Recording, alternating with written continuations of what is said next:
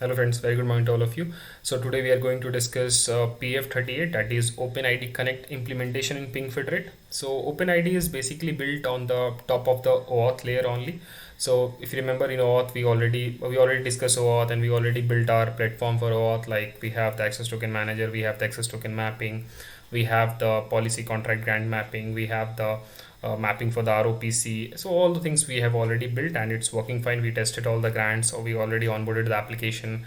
And now with OpenID Connect, yeah, like the implementation is just we just need to build our OpenID Connect policy because that is we haven't created because that's mainly not required in the OAuth, right? Because in OAuth we have the things that we discussed and we already built.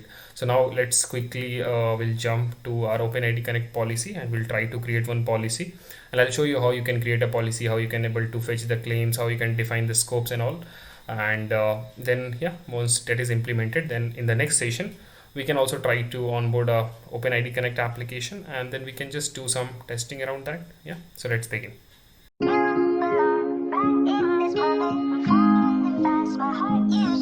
Discuss PF38, that is OIDC implementation. So here what we can do, like let's before just discussing that, let me just tell you one thing. Like let me go to auth access token management and let me open the default one, test ATM.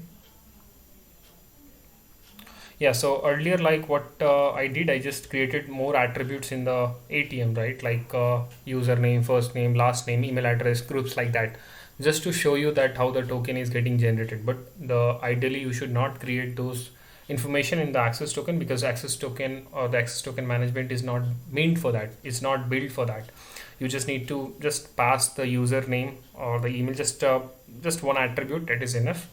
And yeah, we can just right now we are going to build OpenID Connect policy. There we can define the additional claims like user groups, first name, last name, email address, membership title, all those things. But yeah, for this thing you just need to just pass the username as a sub, as you can see I just configure. Let me open this. So there is only sub, that is the default attribute, right? Nothing much. So okay, so that's you just earlier we have that thing, we have configured that thing, so I just changed that. So that is the issue. Okay, and yeah, now let's quickly create OpenID Connect policy management. That's why I just shown you that, so we can correct that earlier, because otherwise you can just map those things in the access token management and it will be vulnerable. If some audit happened, then yeah, you can easily get caught and you need to remove those things. Yeah. Okay, now let's quickly build the OpenID Connect policy. There, like you just need to just give the name like OIDC test, put the same OIDC test, choose the access token manager as test ATM, ID token lifetime should be 5 minutes, it is default, fine. Just mention, enable this option, include user info in the ID token, leave these options, go to next. And here like just save this, okay, because here we are just creating the first the policy here, so this will be the default one. It's not, we are not going to make this default, but yeah, as the default we can just save this and leave it. And now let's create another set of OIDC policies. Let's create a OpenID Connect policy. Let's mention as OIDC PF test, we can say.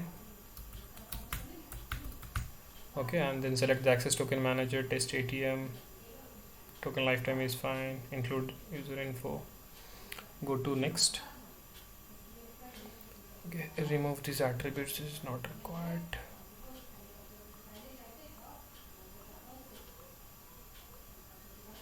Okay, email is required, I think I removed that also. You can add here also. Okay, so email and email verified is fine, family name is fine, gender you can remove, first name is there, local you can remove, local, middle name, nickname, phone number is fine, phone number verified, not required, picture you can just delete it, preferred username leave it, profile you can not required, updated at remove this, website join for, yeah, just add the groups. Okay, and I think you have the first name, last name, email, phone number, groups. Yeah, it looks good. Go to next. Attribute scope, just define here like the scope you have defined in under the scope management. So we have defined this all scope, so you can bring some, like for an example let's add a profile.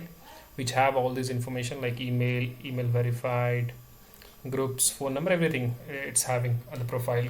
Okay, and the OpenID will give the SUB value, whatever the SUB you're going to perform in the you're going to map in the attribute contract fulfillment.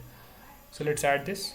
So this is the way it depends on the application to application, but by default you have a profile scope which basically have the values of like first name, last name, email, phone number, like that. For groups maybe you can have a separate scope also you can design, but yeah, this is just for understanding part. So you have defined the scope, and this scope have this all value. We can test in Postman. I'll show you what this profile is basically going to pull all the values. Okay, go to next. Just add the attribute source here, so we can just mention as a OIDC DS. Okay, and choose the ID OpenID that we have. Okay, go to next. Base DN should be outpeopledcexample.com. Just show all attributes and define all, like first name should be given name,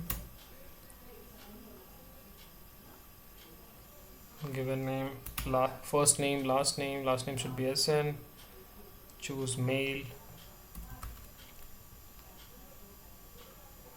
and then choose groups like is member of. This is the attribute which is going to give us the member of group values. Then you have phone number. I think, is there anything? I think it should be with telephone. I think, yeah, telephone number. So you have first name, you have last name, you have mail, you have groups, you have telephone number, and anything is left. First name, last name. Yeah, you just add UID also. UID. This is just like how we are just doing in the SAML also you have seen. So this is not something new we are doing. Just add the filter here, like UID is equals to $SUP. Okay, go to next, click on done. So this is done. Now just go to next and just complete the contract fulfillment. So for email we can just choose. So you have the option from access token also you can bring. So but in our access token right now we have configured only the SUB value. So yeah, we can just use for the SUB attribute, but for others let's bring from the LDAP OIDC TCS. So let's put the LDAP. For family name just choose LDAP. Given name choose the LDAP. For groups just choose LDAP. Phone number you can choose LDAP, and preferred username LDAP, and SUB you can choose the access token. Okay, so email you can just configure the mail value. For the email verified also should be the mail, and family name should be last name, given name should be the given name, group should be the is member of, phone number should be telephone number, preferred username you can just preferred username should be UID, and subject you can just choose from the access token as a sub. Okay, so this is our contract fulfillment is done. Now go to next. Issuance criteria, we'll discuss this maybe after 2 sessions, how we can do the restriction from, how we can apply a restriction from PingFederate. Go to next and then click on save. Okay, so now basically our OpenID Connect policy management is ready. So we can test this, but we need to have a test connection where we can just configure this, and then we can test in Postman. So that we can just look into the next session. Okay, so let me do the cluster management, and let's quickly jump to the next session where we can just set up our OIDC connection, and then we can test, and then in that session itself we can do the onboarding also of the Salesforce. Okay.